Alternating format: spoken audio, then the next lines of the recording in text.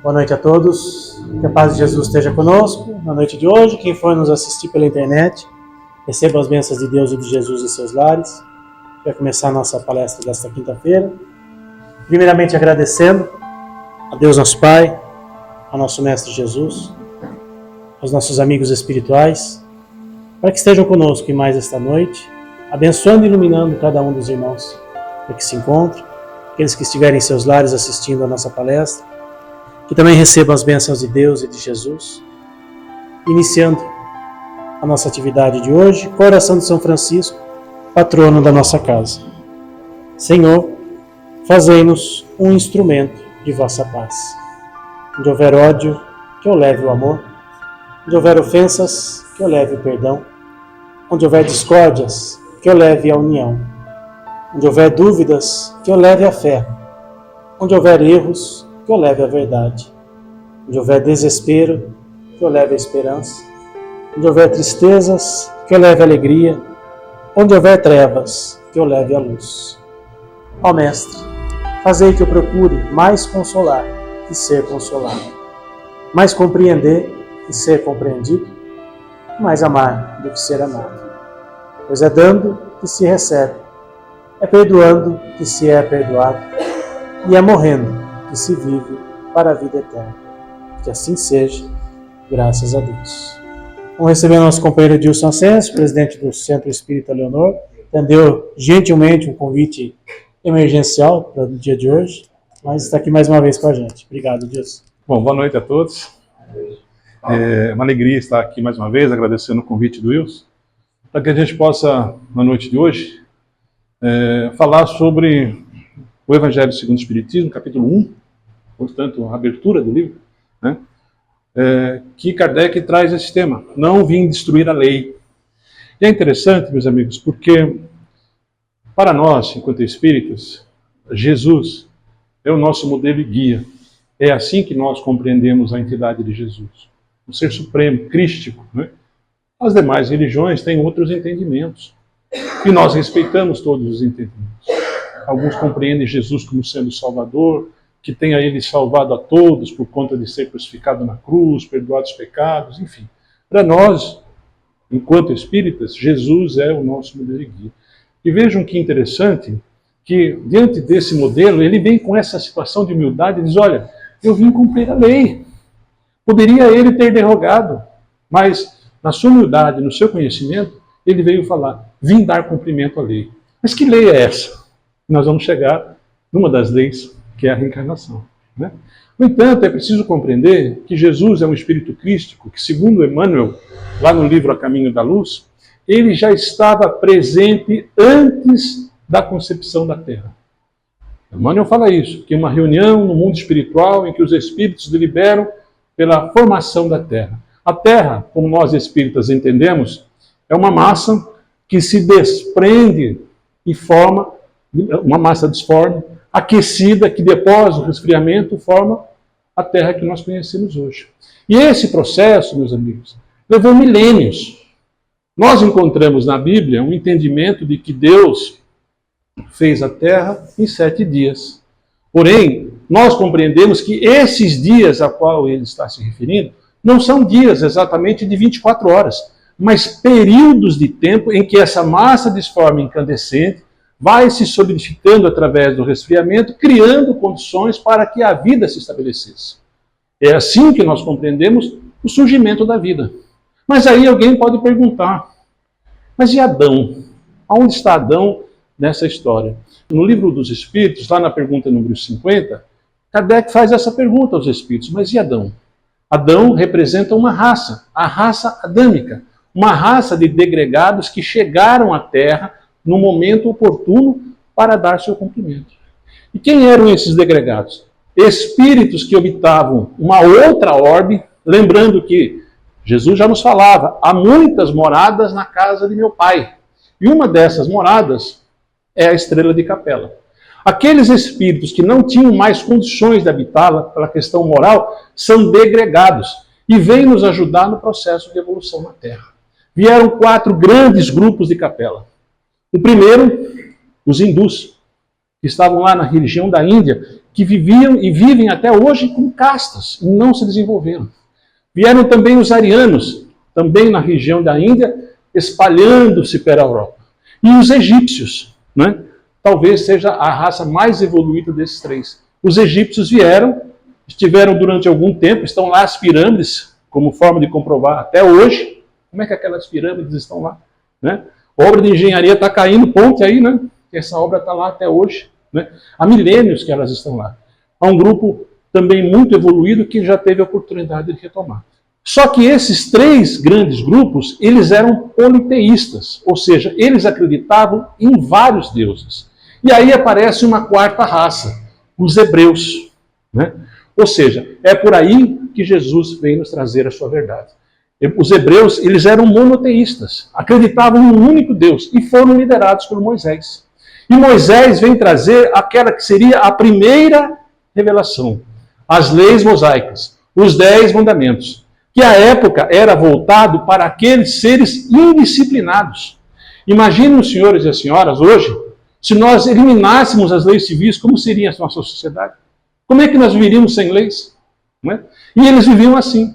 Então Moisés estabeleceu uma lei de justiça, contrariando a inicial lei de Italião, que era olho por olho, dente por dente. A lei de Italião já foi uma evolução na sociedade, porque limitava a pena à própria vingança. Agora, Moisés vem trazer uma nova instrução para o povo daquela época, que era a lei de justiça e de amor. Tanto que o primeiro mandamento da lei mosaica, está lá na Torá, é amar a Deus. Ou seja, ele já começa a falar em Deus. Ele já dá um sentido àquela situação. Mas Moisés veio trazer a primeira revelação.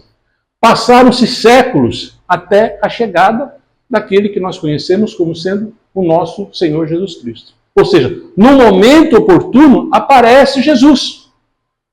2000 anos atrás, né? Que vem profetizar, não vim mudar a lei.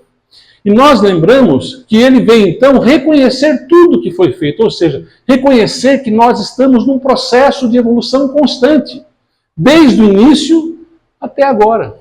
Inclusive os profetas, no passado, profetizaram muitas das situações que Jesus viveu, desde o nascimento até a crucificação. Seria simples para Jesus trazer uma nova modalidade, mas ele fez questão de manter a lei. E muitas vezes nos perguntam, dentro da doutrina espírita, por que Jesus foi batizado? Se nós, no Espiritismo, não praticamos o batismo. Jesus foi batizado por João, não é? Por João Batista. E justamente por isso, porque ele veio dar cumprimento àquela lei. Então Jesus vem no momento oportuno e não derroga o que foi feito. Ele mantém tudo o que foi feito, mas nos dá um outro ensinamento. Ele aperfeiçoa a lei nos falando do amor e da caridade, nos falando do perdão, né? Nos falando de dar a outra face, amar os vossos inimigos. Como é que nós podemos compreender, meus amigos, a frase, amai os vossos inimigos? É possível. Será que nós conseguimos, de fato, amar os nossos inimigos? Se nós não compreendêssemos, por exemplo, o que é a reencarnação, que é uma lei divina, irrevogável, que já existia. Porque não foi o Espiritismo que propriamente trouxe a reencarnação. A reencarnação já era de conhecimento de outras religiões. Né? Os orientais eram reencarnacionistas. Né? Os egípcios acreditavam numa vida pós-morte. Os católicos compreendiam que a reencarnação existia até o século IV. Ou seja, os católicos também eram reencarnacionistas. No entanto, a lei foi derrogada, a Igreja Católica. Né? Ou seja, é preciso compreender que essas leis são leis imutáveis. E nós nos lembramos para falar da reencarnação, e você fica à vontade de perguntar, né? Porque nós estamos aqui para tentar ajudar, entender e aprender juntos. Né?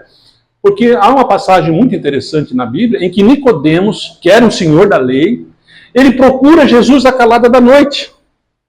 E quando ele vai até Jesus, ele diz, olha, tu és o Messias. Ele reconhece a figura messiânica de Jesus. Porque não era possível fazer o que ele fazia se ele não fosse alguém especial. E diz a ele, como é possível nascer de novo? Como compreender essa realidade?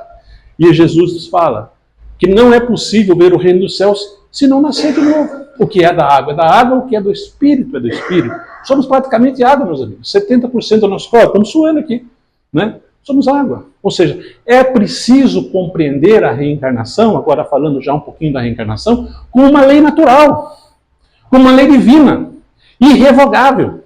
E nós só compreendemos amar os vossos inimigos quando nós compreendemos a reencarnação.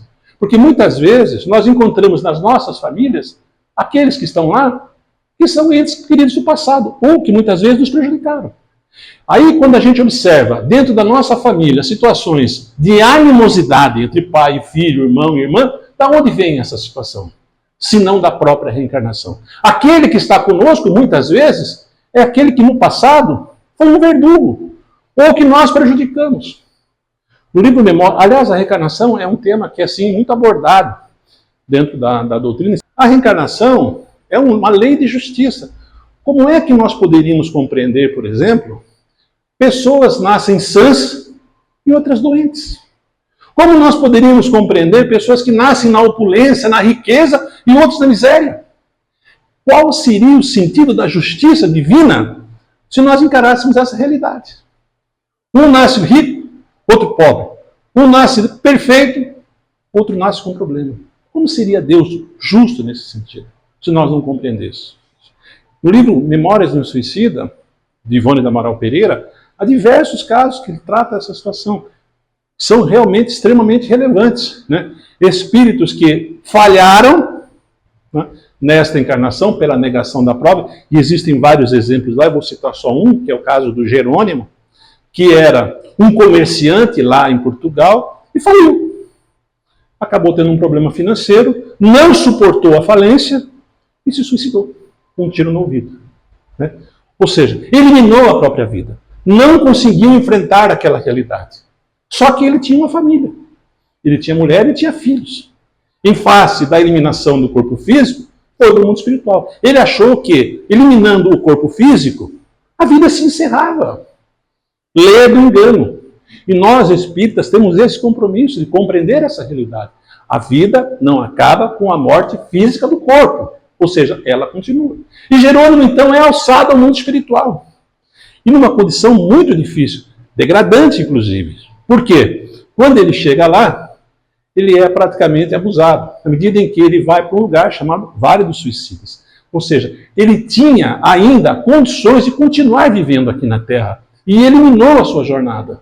Ou seja, ele tinha fluido vital. É como se ele tivesse ainda gasolina no tanque e pudesse continuar a jornada. Esse fluido vital foi realmente muito difícil para ele, porque ele foi vampirizado no mundo espiritual. Fica revoltado, não compreende aquela realidade, passa pelo Vale dos Suicidas até ser recolhido. E quando ele é recolhido e é levado ao Hospital Maria de Nazaré, no mundo espiritual, quando ele chega lá, ele é acolhido. Ele tenta compreender aquela realidade, por que está acontecendo aquilo com ele, aonde está a minha família? E ele gostaria de ver a família. Queria saber o que tinha acontecido com a mulher e com os filhos que aqui ele tinha deixado, né? E os amigos espirituais explicam que naquele momento não era interessante que ele viesse. Porque se ele viesse, talvez aquilo fosse ruim para ele e para os encarnados. Mas ele insiste. E até por uma questão de educação, eles trazem o Jerônimo para ver a família. A mulher vai a um prostíbulo. Depois da morte do marido, ela vai à prostituição. E o filho está preso na cadeia, o Albino. E aí, então, ele é levado à prisão. E quando ele chega na prisão, o filho que está preso percebe a presença do pai e diz: olha, se meu pai não tivesse se matado, talvez eu não estivesse nessa condição. E ele se arrepende. Quando ele vê a mulher no prostíbulo, ele se arrepende também. Puxa, eu não poderia ter feito aquilo. O arrependimento realmente é uma trava no espírito. Ele é levado para o mundo espiritual, uma situação bem difícil. E é dito a ele: tu provocastes uma tragédia na própria família. Mas explica também que aqueles espíritos que estão lá precisavam passar por aquela situação. E dizem a ele: agora tu é obrigado a reencarnar. E em que condição ele vai reencarnar? Vai reencarnar com um problema na audição, porque ele havia dado um tiro no ouvido, né? E vai reencarnar na miséria, para poder enfrentar novamente aquela realidade da dificuldade que ele passou. Compreende? Ou seja, ele precisa enfrentar o problema, vencer a prova novamente, enfrentar essa realidade. Então a reencarnação é um instrumento de reparação divina, que o espírito precisa para eliminar os seus próprios erros. No livro Sexo e Destino, há uma colônia no mundo espiritual chamada Almas Irmãs. Essa colônia espiritual, ela recebe espíritos desencarnados com problemas na área da sexualidade. Todos eles são levados até lá, para poder compreender os desvios que cometeram. Aprendem, estudam e são condenados, entre aspas, a reencarnar no mesmo ambiente. Ou seja, para ver se a prova foi satisfeita. Ou seja, para ver se ele conseguiu resolver aqueles seus problemas. Então vejam, nós precisamos encarar a reencarnação como uma lei natural, como uma lei divina, imutável. Ou seja, que todos nós estamos condenados. E ainda bem que isso é assim, meus amigos. Imaginem só se fosse diferente. Se eu pudesse praticar todo tipo de atrocidade, chegasse ao final da minha jornada, me arrependesse, pedisse perdão por tudo. Não é fácil? Fácil. Olha, eu arrependo de tudo, etc. E pagou a conta? Como assim? Como poderia funcionar a justiça de Deus? Ou seja, é necessário reencarnar. Daí o que ocorre? Muitas das situações que nós estamos vivendo nessa encarnação nem sempre são consequências dos atos que praticamos nesta jornada, mas muitas vezes tem outras jornadas. O que é que eu estou fazendo aqui hoje? Se não pagar uma dívida? Provavelmente, né?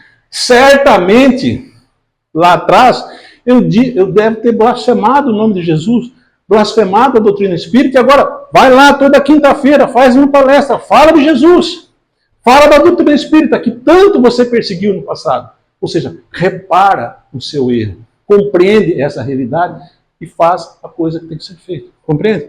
Então a reencarnação, a bem da verdade, não é um dogma, é uma lei natural. Como a lei da gravidade. É uma lei que nós não podemos alterar e nós não podemos modificar. E ainda bem que é assim, gente. Mas ainda bem também que há o esquecimento. Porque o espírito, quando ele reencarna, ele tem a bênção do esquecimento. Ele esquece temporariamente tudo que... Ainda bem, né, Anjo? Ele esquece temporariamente tudo aquilo que ele fez na vida passada, para que ele tenha uma nova oportunidade. Mas ele é obrigado a reencarnar naquele mesmo ambiente, naquela mesma família. Às vezes, é obrigado a reencarnar numa outra família. Nesse mesmo livro, há uma passagem muito interessante de dois espíritos que estão na colônia Maria de Nazaré, que haviam se suicidado, um havia se atirado num penhasco e precisavam reencarnar. E aí, então, os espíritos protetores, lá no mundo espiritual, no processo reencarnatório, escolhem duas mães para eles. Interessante essa história.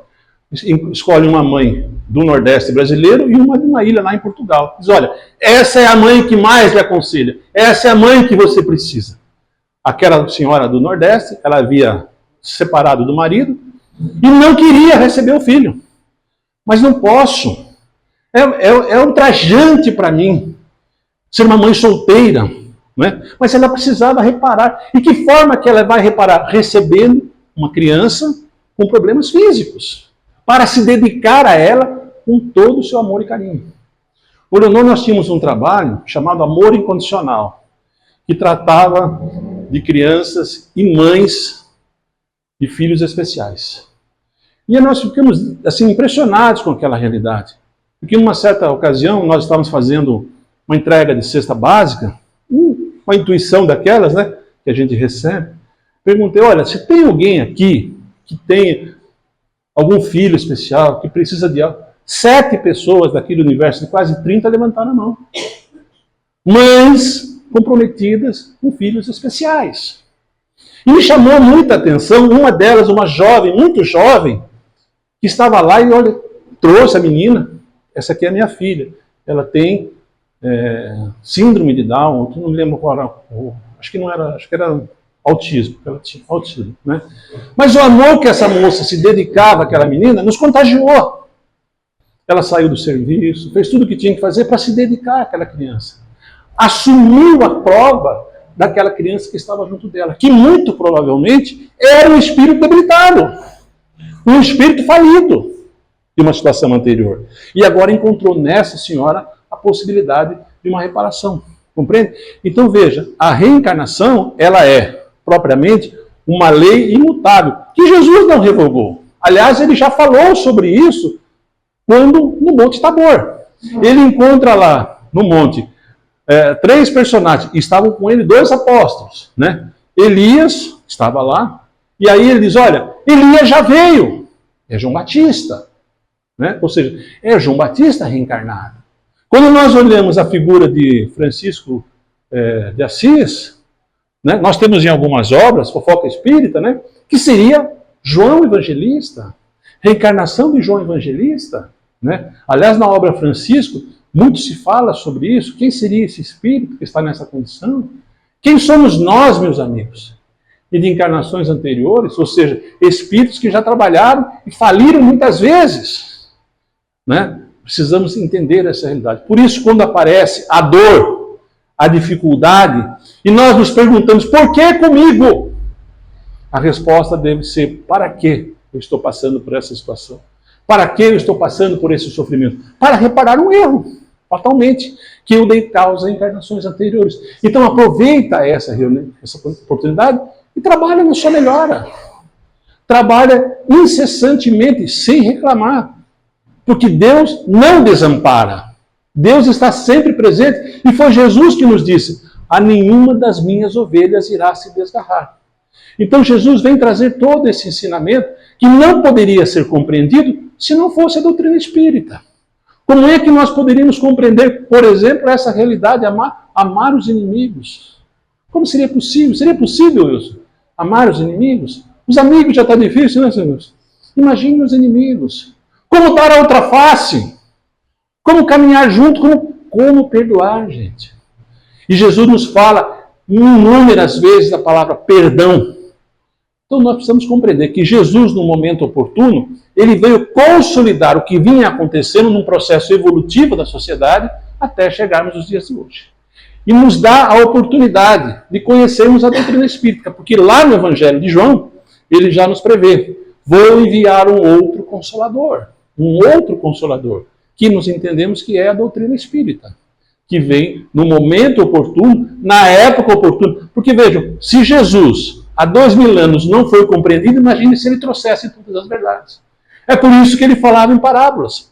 Só que as parábolas são atemporais. Se nós observarmos o sentido das parábolas lá atrás, nós podemos compreender naturalmente hoje. Da mesma forma, como era antigamente. Ou seja, nós precisamos compreender que estamos num processo de evolução, desde o nascimento até o nosso túmulo. Não é? E que somos espíritos imortais. Olha que coisa boa. O Espiritismo matou a morte. Ou seja, compreendemos que nós vamos reencarnar tantas e quantas vezes forem necessários a nossa reparação, a reparar os nossos erros. Jesus, é fato, não tinha nada a expiar, mas veio trazer o seu testemunho de humildade, porque Jesus é o modelo e guia. E quando nós olhamos para ele, nós observamos. Jesus não tinha uma casa, não tinha um lar, né? Não tinha um passarinho para dar água, um pardal para dar água, que nem a gente falava aqui. Mas esteve junto de nós, trazendo esses exemplos. Então, ele nos dá essa oportunidade de compreender. E o Espiritismo, meus amigos, diferentemente do que muitos pensam e do que muitos imaginam, o Espiritismo é o próprio cristianismo revivivo de Jesus, né? Às vezes as pessoas confundem, ou por preconceito, ou por desconhecimento, o que é de fato a doutrina espírita. E vocês estão vendo o que nós estamos fazendo aqui. Falando em Jesus, falando no bem, na caridade, praticando o bem e praticando a caridade. Muito diferente do que eu mesmo pensava enquanto não era espírita. E foi muito resistente a adotar o espiritismo, porque vim de uma formação católica e achava que aqui, no espiritismo, eu ia encontrar situações bem diferentes que eu encontrei. Quando eu cheguei à doutrina, sentei para assistir a palestra, e alguém começou a falar de Jesus, e fazer o Pai Nosso, etc. e tal, que me surpreendeu. Porque eu não achava que era assim, né? Mas, lembre-se, Jesus é o nosso modelo e guia. O Evangelho é a nossa bula, é a receita do que temos que fazer. Não há nada que esteja fora do Evangelho. Nós é que não compreendemos essa realidade. Agora, quando nós compreendemos que somos espíritos imortais, num processo contínuo de evolução, que não começou no berço e não se encerra no túmulo, nós vamos entender o que estamos fazendo aqui. Vamos entender que os bens materiais são necessários, mas nós não podemos nos sacrificar por ele. Precisamos dos bens materiais. Precisamos pagar as contas, né? Mas não podemos ser sacrificados por ele. Temos essa necessidade. Ou seja, compreender que tudo isso é um empréstimo que Deus nos dá para estarmos aqui. Fica mais fácil compreender, inclusive, as nossas dores. Fica mais fácil compreender aqueles que estão ao nosso lado. Gente, na minha casa eu tenho 2 filhos que são completamente diferentes. Completamente diferentes. Nem parecem filhos do mesmo pai e da mesma mãe. Diferentes, né? Não é assim, senhor? Quem tem 2 sabe como é que é, né? A minha filha já viajou o mundo. Às vezes, pai, estou aqui em tal lugar. Agora assentou, casou, está assentado. Mas viajou o mundo. O meu filho já tinha dificuldade para ir para a Soiaba da Serra. Nossa, pai, é tão longe lá, rapaz. Tem que pagar um pedágio ali para passar. Eu falei, filho, corta o pedágio ali. Não vejo dificuldade nisso. Se o problema é o pedágio, corta o pedágio. Vai lá, rapaz, resolve esse troço aí, né? Diferentes. Mesmo pai, mesma mãe, mesma educação, mesmo rol social, e são espíritos diferentes. Como é que nós podemos explicar isso? Podemos explicar? Alguém tem uma explicação lógica que possa me dar? Não é? O meu filho, pra você ter uma ideia, mora comigo até hoje. Tem 32 anos e está lá sugando, Wilson. Está lá. Não quer sair de casa. Está lá comigo. É logicamente que eu recebi e acolhi ele na condição de espírito, né? Que é uma obrigação minha, obrigação entre aspas, porque eu amo ele, não é verdade? Ou seja, está lá com satisfação, né? Porque eu amo, porque eu faço o que é possível, né? Agora, muitas vezes eu falo, rapaz, isso aqui não dá para me fazer. Eu não falo, não dá para fazer tudo, não é? Porque se a gente fizer tudo, vai inibir, inclusive, que ele tenha o seu próprio livre-arbítrio. Tem hora que o cara tem que chorar, tem hora que ele tem que passar pela dificuldade. Tem hora que ele tem que sentir a dor, porque a dor é um instrumento de reparação do espírito. A dor faz o espírito crescer. A dor não pode ser encarada como mal. É fato que quando ela se estabelece, a gente fica reclamando. Estávamos discutindo isso ontem, inclusive. Vocês estão falando aí da dor, etc e tal, mas ninguém quer passar. É uma verdade. Né? E principalmente quando você está com a dor, dificilmente o camarada lembra da doutrina. Dificilmente ele lembra que tem que passar quieto por aquela situação, por resignar a dor. Porque se a dor estabeleceu, se ela está lá, é porque eu dei causa. Não é? Passa quieto. Bom cabrito não berra. Encontra aquela realidade e continua trabalhando. Uma hora vai mudar. A minha irmã está em São Paulo, ela perdeu o emprego agora recentemente, estava na Casa do Bahia, tinha um bom salário, e agora tem que se adaptar à nova realidade. Falei, filha, mudou o jogo. Se adapta a essa realidade e começa de novo. Não é problema nenhum começar de novo. Qual que é o problema? Eu estou no 4º ano da faculdade de Direito, com 58 anos de idade, estou lá estudando. Né? Comecei a estudar com 55 anos, qual que é o problema? Problema nenhum. Estou estudando para outra encarnação, tudo bem. Mas estou estudando. Né? E isso faz bem para mim. Né? Ajudar as pessoas, trabalhar a minha mentalidade. Né? Ou seja, e a gente não pode desistir nunca, gente. Porque se a gente se acomodar diante das dificuldades, diante dos problemas, a gente não vai lugar nenhum. Mas se a gente se adaptar, hoje está chovendo, não vou lá no centro, não está bom. Né? A gente tem que enfrentar as dificuldades. Jesus não tinha nada, espiar, desceu aqui, viver com nós. Imagina só a situação desse homem. Né? Conviver com aquela gente. Conviveu. E foi crucificado por isso. Né? Mas entendemos que ele tinha uma missão a cumprir, porque ele não veio derrogar a lei. Ele veio justamente dar cumprimento a ela. Era necessário que ele viesse, era necessário que ele desse o exemplo, era necessário que ele passasse por tudo que ele passou para nos convencer de quem ele era, modelo e guia, segundo o Espiritismo. Muitas vezes o espírito vem aprisionado ao corpo. Vem aprisionado àquele corpo. Ele precisa daquela reencarnação expiatória. Vamos imaginar que numa reencarnação anterior ele tinha cometido algo que a ele e ao corpo dele não foi suficiente. Então ele precisa passar por uma reencarnação expiatória. Há um caso, só vou citar para você, no livro Domínios da Mediunidade, em que o sujeito é alcoólatra, está bebendo. E André Luiz, nas suas andanças, ele encontra esse sujeito numa boate. E ele está bêbado lá, ia tomar nos goró. Estava lá, etc e tal. E aí o benfeitor falou, olha, tá de fogo. Né? E aí ele falou, mas como é que vai corrigir isso? Ele já é um alcoólatra, quanto mais. Como é que vai fazer? Né? olha, ele vai ter que desencarnar, reencarnar sem todas as possibilidades psíquicas, aprisionado talvez num corpo físico, talvez numa situação mental, né, que iniba ele por uma determinada encarnação de cometer os mesmos erros. Então o autismo, muitas vezes, nós observamos que são espíritos extremamente inteligentes, amorosos, né, mas fatalmente cometeram algum deslize na encarnação. Pode ser um suicídio, né? Pode ser, não estou dizendo que é. Pode ser uma situação que ele precise passar por aquela reencarnação em que o espírito está aprisionado àquele corpo, limitado àquela condição. Entende? Ou seja, se ele estiver liberto, se ele tiver o livre-arbítrio naquele momento, ele pode falhar de novo. Entende? Então é preciso que ele... Não é um castigo, não vamos analisar. É uma educação que ele precisa passar. Ou seja, ele vem com o corpo, com limitações físicas que impedem que ele cometa os mesmos erros que ele cometeu numa encarnação anterior. Ajuda ao espírito, compreende? Ou seja, ele vem com limitações físicas que impeçam que ele erre novamente. Às vezes a pedido do próprio espírito.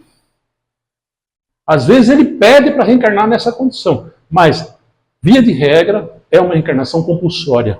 Ou seja, ele é obrigado a reencarnar nessa condição. Esse caso do Jerônimo é um deles. Ele vai reencarnar com um problema na surdez, porque ele deu um tiro no ouvido. Nós temos um caso, olha que interessante, no livro Entre a Terra e o Céu, em que o rapaz, a mulher largou dele, ele não aceitou, isso na Guerra do Paraguai. Ele era soldado na Guerra do Paraguai, a mulher largou dele, casou com outro, né? E ele não aceitou aquela condição. Tomou um veneno. Tomou um veneno, mas ainda não morreu. Em sequência, ele se afogou nas águas. Morreu afogado. Ele se viu obrigado, esse espírito que cometeu um suicídio, que abandonou o corpo de uma maneira abrupta, porque não foi uma desencarnação normal, uma desencarnação planejada, ele se vê obrigado a reencarnar e desencarnar afogado, como criança. E olha que interessante, era preciso que ele completasse aquela reencarnação. E quem eram os pais dele nessa encarnação? Os mesmos que haviam contribuído para a queda dele, aquele casal. Então ele vem na condição de filho, morre afogado, com 9 anos de idade, e os espíritos explicam, olha, os 9 anos que ele completa agora é o que ele deixou de fazer na encarnação anterior. Que é uma expiação para o espírito, mas ao mesmo tempo é uma prova para os pais. Porque não há prova mais severa do que a perda de um filho. Lembra disso? Não há. Então ele precisa passar, porque lá atrás eles abandonaram aquele espírito, aquela condição. Entende? Então veja a justiça divina como ela funciona. Ele precisa reparar aquele erro, e os pais também. Então muitas vezes os pais recebem aqueles espíritos nessa condição porque deram causa àquela queda. Contribuíram para aquela queda. Compreende? Agora, não necessariamente nós compreendemos que o fato dele ter desencarnado nessa condição, ele não possa ter um outro destino. Por exemplo, no livro Missionários da Luz, há um caso, talvez o mais emblemático da doutrina, que é o caso do Segismundo. Ele também, numa questão passional, matou o sujeito para ficar com a mulher. A mulher vai para o prostíbulo, o camarada vai para o cemitério, e ele fica naquela condição e se arrepende. No mundo espiritual, ele percebe o erro que cometeu e precisa reencarnar. E aonde é que ele vai reencarnar? Na mesma família. Ou seja, aqueles dois se reencontram, casam, e ele vem naquela mesma família. Só que ele vem com um problema no coração. Porque ele havia contribuído para a morte daquele outro, do pai, com um tiro no coração dele. Mas os espíritos dizem, olha, ele vem com esse problema, que vai surgir na idade adulta. Porém, se ele trabalhar no bem e conseguir renovar as suas atitudes, é possível que esse problema nem apareça. Fica condicionado ao trabalho, porque o amor cura uma multidão de pecados. Compreende por que a gente está fazendo palestra? Pagar as contas do passado. Está vendo isso? Ou seja, veja só, então não é pelo fato de que eu matei alguém, eu vou ser assassinado.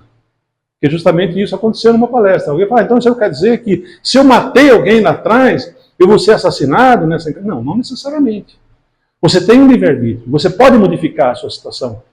Não é um jogo de dados, né? Ou seja, você pode trabalhar e melhorar e reformar o seu futuro. Está aí o Divaldo Franco, 97 anos, e recebendo oportunidades de continuar vivendo. Por exemplo, esse caso, Memórias de um Suicida, nossa, estou me alongando, Memórias de um Suicida, o que acontece? É uma mãe aleatória. E aí os espíritos perguntam, nossa, mas então não tem nada a ver esse espírito com essa mãe? Neste caso, não. Ela simplesmente vai servir como um instrumento para o auxílio dele. Ele para com ela para com ele. Mas, via de regra, as famílias espirituais se reencontram no mundo espiritual. Entende? Via de regra, são espíritos que já estão convivendo há séculos, naquele mesmo processo, trabalhando, melhorando, né? Ou seja, estão lá. Às vezes a gente compreende que, por exemplo, o meu filho e a minha filha, que são totalmente diferentes em relação ao comportamento, talvez sejam espíritos que não conviveram, mas comigo sim. Né? Ele, por exemplo, é mais apegado comigo, está lá até hoje. E ela com a mãe. Né? Talvez seja uma situação. Por que acontece isso? Por que tem mais simpatia de um? Tem às vezes, né? Por que você gosta mais de um que do outro? Vai ver que aquilo tem uma dívida maior, não sei. São situações que a gente não pode compreender assim, na sua amplitude. Mas que existe algo que a gente precisa entender. Olha, tem uma situação aqui. Tem um fato aqui. Algo que precisa ser compreendido. Se eu estou passando por esse problema, é porque aconteceu alguma coisa. É porque eu dei causa a isso. Se eu nasci nessa condição, é porque eu dei causa a isso. Né? Se eu nasci nessa família, é porque eu dei causa a isso. Nada é o acaso. Compreende? Ou seja, se ele está lá, é porque necessariamente ele precisava estar. Chico falava que ninguém erra de endereço. Ou seja, sempre que ele está lá, é porque ele precisava estar naquela família. Né? E eu vejo isso hoje como uma verdade. Sabe? Porque se a gente olhar para dentro da nossa família, a gente vai ver, puxa, quanto meu pai foi importante, quanto a minha mãe foi importante, quantos meus filhos são importantes, né? Nesse contexto todo. E cada um no seu momento. Né? Cada um na sua evolução, vamos dizer assim. E aí, a gente começa a entender um pouco melhor essa realidade e aceitar essa condição, que é difícil. Que ninguém quer ter um filho com problema, um filho que tem algum tipo de problema de saúde, ou que seja um delinquente ou coisa do gênero. Né? Ele tem o livre-arbítrio. Mas será que nós não contribuímos lá atrás? Daí a responsabilidade nossa quanto pais de darmos a educação para os filhos. Nós trabalhamos com a evangelização infantil e nós dizemos para os pais, olha, é importante que você dê a ele o caminho. Depois, se ele quiser seguir, já é problema dele. Mas que você oriente. Dê uma educação religiosa, uma educação moral, né? Para que ele possa, inclusive, seguir, ter o conhecimento. Só que ele é um espírito individual. E o André Luiz, ele nos fala, inclusive, que a reencarnação, olha que interessante, ela só se completa aos 7 anos de idade. Não é um processo que acontece rapidamente. Até os 7 anos, o espírito ainda é um reencarnante. Ele pode sofrer mutações. Daí para diante, é ele com o seu livre-arbítrio. Entendeu? Então, a reencarnação é uma lei divina imutável. Eu, inclusive, lá na Faculdade de Direito, estava discutindo essa questão da psicografia. Né? Há alguns casos em que algumas psicografias, duas psicografias do Chico Xavier, foram utilizadas em prova nos tribunais. Né? Um caso em Goiânia e um caso no Mato Grosso do Sul. Casos muito emblemáticos, inclusive. Usaram como prova. E aí o camarada falou, mas você está trazendo à baila uma situação religiosa. Ou seja, a reencarnação é algo religioso. Eu falei, não, o senhor está enganado. Eu não estou falando de religião, estou falando de lei divina. Eu não estou falando que a religião, que a reencarnação é um dogma. Estou falando de lei divina imutável. E a ciência vai compreender isso no futuro. E nós temos vários casos que a gente vê. Como é que a gente vê crianças, logo na primeira infância, já tocando piano? Onde que ele aprendeu? Na barriga da mãe? Né? Será que isso já não vem de uma vida passada, de uma vida anterior? Que ele tenha passado por isso e vem trazendo esse ensinamento dentro dele? Né? Porque senão, como é que seria? Hoje a gente está vendo aí no tênis, aí o menino aí, o João Fonseca, né? Com 18 anos, a maturidade que tem esse menino, que ele está jogando tênis. Esse cara nasceu pronto.